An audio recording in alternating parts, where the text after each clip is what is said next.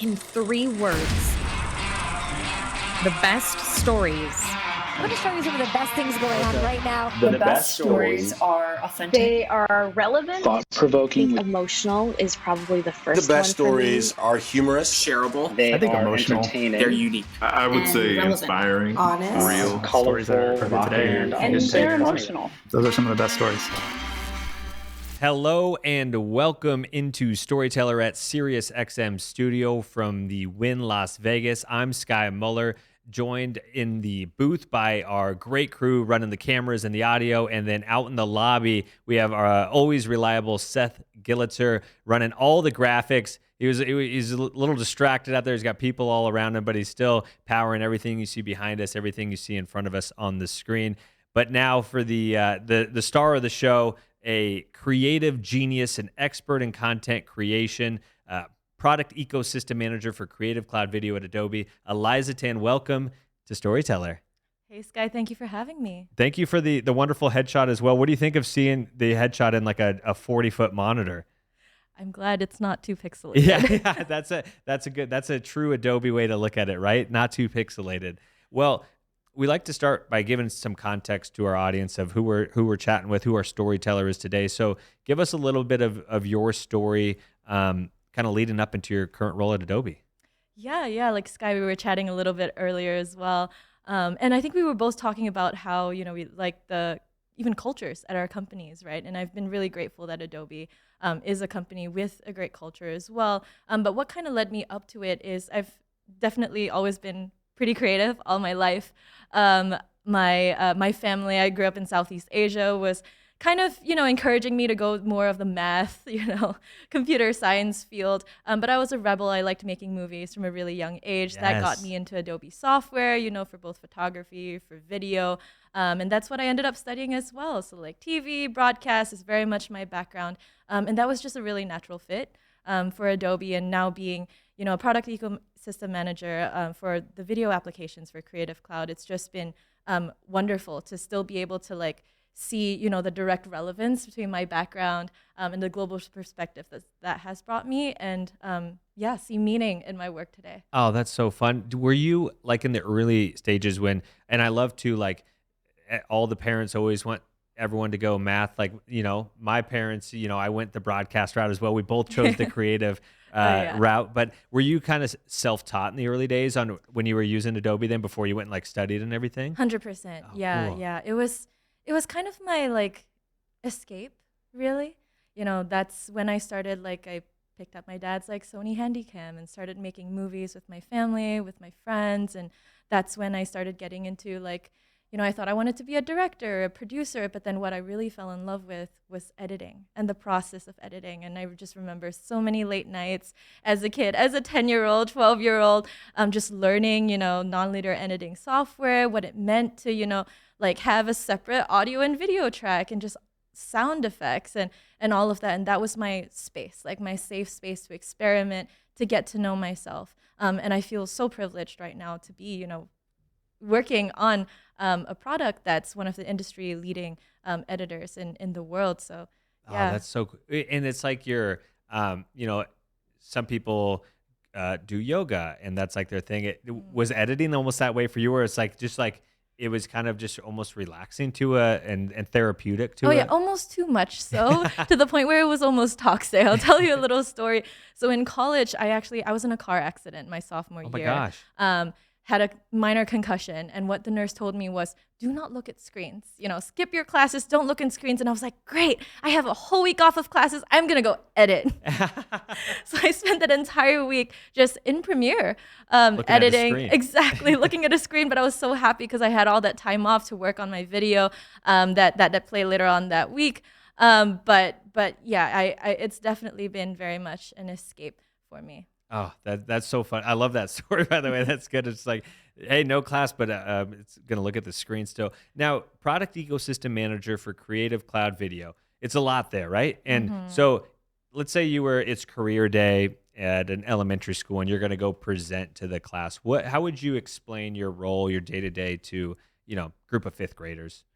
Yeah, no, that's a great question. And yeah, product ecosystem manager for Creative Cloud Video. Too many syllables. There's a lot there. It's a lot there. Yeah, and it's But all important words too. Right. But it doesn't mean much unless people actually see, and that's something that I've really appreciated about my team and about the folks I work with as well. It's not so much about even like the high level idea of what we're trying to achieve. It's about the customer. It's about the data-driven decisions. And at the end of the day, when it comes to like the video ecosystem, how we really contextualize that is with the customer workflows that are being completed by Adobe through Adobe software and our partners' applications, right? It's a partnership. And that's where, the relationship with Tagboard comes in and makes so much sense because Premiere is used in so many different contexts, in broadcast, news, brand, pro-social, narrative, documentary, so many use cases, right? But we can't do it without our partners. So that's really what the video ecosystem is about and what my role means. I love that. Just bringing everyone together, right? Exactly. Like if you think of an ecosystem in a nature standpoint, it's everything working together, and if one thing kind of falls out of line, it all falls apart. Falls apart. Yeah, there's no life. That's what that helps me put it all together as well. So I love those analogies. Well, I want to get into what we call our next gen leaders and really understand like what are the big needs that at Adobe you're seeing, you're hearing from brands, broadcasters, and creatives out there that you're talking to. Yeah, so many. So many. Yeah, everyone's got them. Right. Like, how do we one? prioritize? But I think, what really comes top of mind is, the need to automate a lot of manual processes, just so much content. How do we find it easier? How do we, get it out to the world faster? And that's where really the ecosystem is so valuable, right? And for Adobe, what's really top of mind right now is, how even AI has a role to play in like automating in a lot of these manual processes. So how do we enhance collaboration? How do we automate manual tasks? How do we really give back time to the creative to do real creative things is definitely themes that Adobe is very much committed to and committed to innovating in this area. I have to imagine that your passion with like the editing and creative, it's got to play so nicely into understanding what some of those needs are because you're in it yourself, right? It's like you've been on the creative side, you're still on the creator side, but it's got to be so helpful in your role to kind of have that viewpoint and that. 100%. It helps a lot with customer empathy. And yeah, I do still edit. I do photography on the side, but I'm also surrounded by people who do that. I'll tell you a short story as well. My dad actually, during the pandemic, started making TikTok videos. Yes, there we go. I love that. And then in like 2 months, it skyrocketed to like 73K followers. Just this middle-aged, Malaysian Let's dude. go. Just making like, videos. He's a life coach and consultant and just makes videos that he wants to make, and now I can like, even in conversations with my own family, be like inserting insights, from my work and like hearing their pain points, hearing the pain points of my friends and just like seamlessly putting it all together to tell that whole end-to-end narrative. Feel very privileged for sure. Oh, that is so cool. What's your dad's TikTok, by the way? We got to get some like viewership out there. It's at Good Monday Consulting. There we go. That's good. At Good Monday Consulting. I'm going to have to check that out. So what role, you mentioned AI a little bit, what role is AI playing in maybe future strategies that you're seeing with, broadcasters out there? Yeah. I think AI has the potential to change so much when it comes to workflows, right? It's hard to pinpoint like exact areas. It's going to really change the entire like end-to-end workflow process. And we're in what is like, the .com boom, it's going to change everything. But what I'm really excited about is seeing, how AI is going to revolutionize workflows from, pre-production all the way to content distribution, right? How do you create content, get it, in your timeline easier and faster and then out? How do you find, content, broadcasters? Obviously, that's a huge pain point, metadata, all of that. And speaking of metadata, one thing that I really do appreciate about Adobe, having also a journalism background myself, is its commitment to content authenticity, right? Adobe co-founded the Content Authenticity Initiative, also known as the CAI, back in 2019. Now more than 2,000 partners have joined, including BBC, Google, Microsoft, and they're really just committed to having, like showcasing really on images and video as well, like what was AI generated. Oh, okay. Yeah, and it's almost like a nutrition label if you think Yeah. about it. You turn a bottle around and you're like, okay, this is like 12% sugar. Maybe I'll put this down. Or this is a picture of, a well-known politician. Should I believe it? Should I not? Right?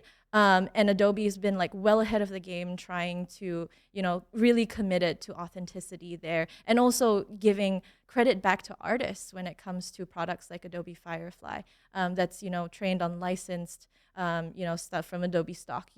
It's still at the end of the day commitment to the creator, to the artist, and to, content provenance. I think that's so impactful, and it's so necessary. Was whenever you hear conversations around kind of generative AI, it's there's a lot of gray area of like what's licensed, what's not licensed, and so it's so cool to hear that Adobe is like taking that extra step and like making sure that like anything there is authenticated. It's and that's really cool. Yeah, I mean, there's so much fear Yeah. involved, right, with change, so much discomfort. So yeah, this definitely gives that peace of mind that enables even accelerated innovation. I also love that it's enabled lesser talented editors and stuff to all of a sudden become pretty savvy. Right. That's right. hand up myself. It's we have a very super talented creative designer at Tagboard who designs some of these, and Great graphics. But now when I can just kind of put a square more, I know we're on the video side, but just on like the Photoshop side, to be able to remove stuff super easily without having to be a perfect at masking or be able to add new layers. It's just like game changing stuff. Right, and 100%, right? It makes the process of professional video editing more accessible. Yeah. And when it comes to AI, oftentimes our mind goes to generative AI, but there's assistive AI, right? Yeah. Being a co-pilot. There's features like text-based editing in Premiere that like automatically, there's speech to text. It will transcribe like your video immediately. And I used to take 1 to 2 hours maybe going through like an unscripted interview. Now it's 10 minutes. It cuts it down so quickly, right? So all of that, really, I'm super excited to see more of that come out. Yeah. As a former journalist myself, you mentioned you're a journalist as well. The transcribing after an interview is always just like you spend hours doing it on if it's a full long interview, and to be able to just like have that assistant now in AI is the workflows it's just like hours of time. Right. It actually, like it's allowed me to feel like more human in a way, And sometimes I feel like the fear around AI is like, where is our, what does this mean for humanity? So it's kind of like ironic in that sense, but I love it because like I think to be human is to be creative, and to have that done for me allows me to actually like concentrate on the content of my interview, right? And you've been a journalist, that things need to happen super quickly and needs to get out to the world super quickly as well. How do we shorten that process? So that just really helps us, focus on the story and getting the impactful story out there to the world. That aligns so nicely with like how we like to speak on the Tagboard side of like, we like to let technology do the heavy lifting so that creators can spend more time creating and being creative, or producers can spend more time being creative, because these days it's everyone's working so hard, and it's just like they need to buy back time to unlock some opportunity to be creativity. Because as a creator,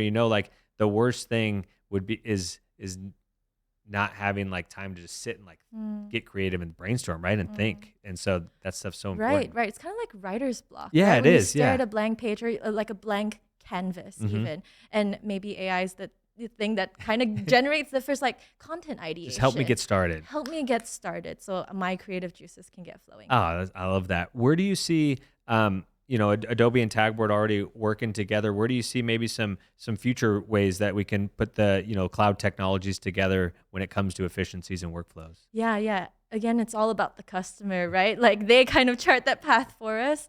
And, there's so many major broadcasters and so many customers that are utilizing both Adobe and Tagboard technologies, that there's so many ways to continue working together in this new era of AI. It's really exciting. And I'm super excited to keep, this partnership going. Absolutely. It's an amazing partnership. Y'all are the absolute best, and we're so fortunate we get to work with y'all. And Eliza Tan, thank you so much for jumping on Storyteller today and sharing your story, sharing the Adobe story. And I just can't wait to see. I mean, every day it's just like hit after hit coming out, and you lead a lot of the webinars and stuff. And so everyone should check those out as well. Thanks, Sky. I loved this conversation. It was fun. Likewise. Take care, everyone. Awesome. Thank you so much.